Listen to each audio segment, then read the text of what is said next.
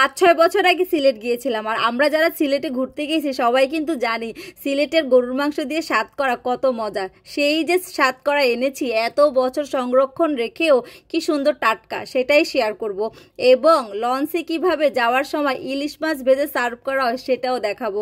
আসসালামু আলাইকুম, জুম্মা মুবারক। কেমন আছেন আমার আপু ভাইয়ারা? আশা করছি সবাই ভালো আছেন। শুক্রবার দিন, একটু অবসরের দিন বা একটু আলসেমি দিন। এই বন্ধের ভিতরে যে অনেক দিন বন্ধ ছিল, কারফিউ ছিল, সবাই বাসায়, বাট দেখা গেছে প্রত্যেকটা দিনই একদমই ভোর ভোরে উঠতে হয়েছে। আমার ছেলে একদিনও বলতে পারবেন না ও একটু ঘুমাইতে পারছে সকালবেলা, কারণ প্রত্যেক দিন সকাল ভোরে ওর টিচাররা থাকতো। তো সেক্ষেত্রে আর মানে এত ঘুমানো হয়ই না, আমাদের ভোর ভোরে উঠে যেতে হতো, ওর সাথে আমারও উঠতে হতো। তো আজকে অনেক দিন পরে ছেলেটা একদম 10টা সাড়ে 10টা পর্যন্ত ঘুমাইছে, আর আমি ডাকি ও নাই। আসলে পর্যাপ্ত ঘুম শুক্রবারে সবারই লাগে। তো এইদিকে হচ্ছে একটু লেট করে ঘুম থেকে ওঠা হয়েছে, সাড়ে 10টায় উঠেছি, নাস্তা খেতে খেতে 11:30 বেজে গেছে। আর 9টার দিকে এক ফাঁকে উঠে আমি গরু মাংসটা ভিজিয়ে রাখছিলাম, মাছগুলা ভিজিয়ে রেখেছিলাম। এইদিকে হচ্ছে হাতে মাখিয়ে আমি গরু মাংসটা বসিয়ে দিলাম। আর ইলিশ মাছ আপা কেটে ধুয়ে দিয়েছে, আমি এখন সেগুলাকে লবণ মরিচ মাখিয়ে ভেজে নিব। আর আমরা যারা ভোলার মানুষ, লঞ্চে যাওয়ার সময় কিন্তু ইলিশ মাছ ভাজাটা পাওয়া যায়। তো ইলিশ মাছ ভাজার যে পাওয়া যায় ঠিক এই সাইজেরটাই পাওয়া যায়, মানে বড়টা না কিন্তু। তো এই সাইজটা প্রাইসটাও দেখা গেছে 180 বা মানে 200 এরকম হবে। তো তখন আমি যে গিয়েছিলাম তখন 2বারই নেওয়া হয়েছিল।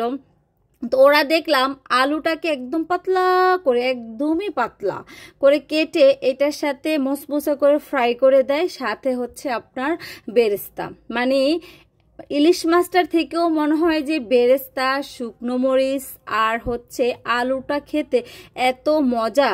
যদিও আজকে শুক্রবার, অনেক ভারী খাবারের আয়োজন করি নাই, ওই যে ভাল লাগতেছিল না। সব সময় তো ভালো লাগে না। ভাবছিলাম ঘরে কাঁঠালের বিচি আছে, ভর্তা বানাবো, গিয়ে দেখি শেষ।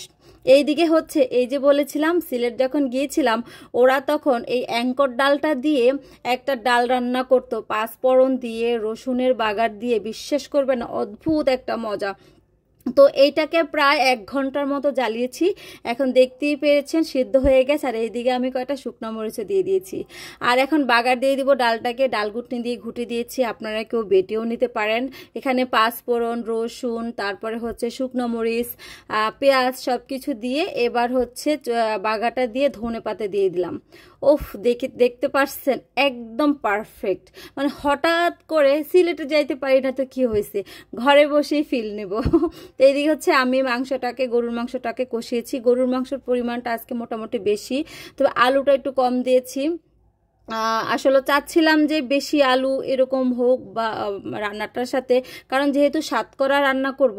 আর এই দেখেন একদম আলুটা পারফেক্ট হয়েছে, এবং শুকনা মরিচ, উপরে বেরেস্তা, আস্তে আস্তে মাছ, আর কি লাগে বলেন তো? আমার মনে হয় আজকে দুপুরবেলা মাংস খাওয়াই লাগবে না। তো যাই হোক, এই তো আলু দিয়ে সুন্দর মতো কষিয়ে নিচ্ছি।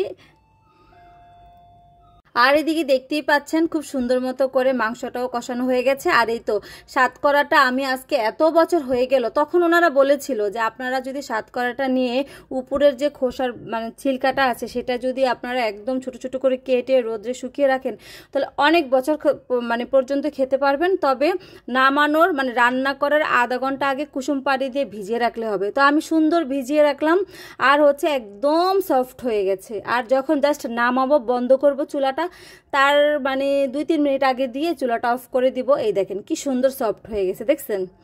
জাস্ট এটা তো আলাদা কোনো মজা না সাতকরাটা, বাট সাতকরার আলাদা একটা ফ্লেভার আছে, যে ফ্লেভারটা কিন্তু ভালো লাগে। ছোট মাছ, ডাল, মুরগির মাংস সব কিছু দিয়ে কিন্তু এটা মজা।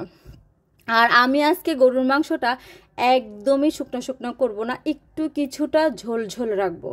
আর এই তো আমার আপা হচ্ছে কাজ করে চলে গেছে, আর আমি এই পাশে হচ্ছে একটা কাপড় দিয়ে রাখলাম যেন তেলের ছিটা টিটাও পরে চুলাটা নষ্ট না হয়। আমার মতো এরকম কে কে করেন অবশ্যই কিন্তু জানাবেন। তো আর এই তো কালকে আপনাদের ভাইয়া কিছু ধনিয়া পাতা আনছে, তো দেখি যে ধনিয়া পাতাগুলো এখানে একটু মাটির ভিতরে ইয়ে করে দেই, দেখি হয় কিনা।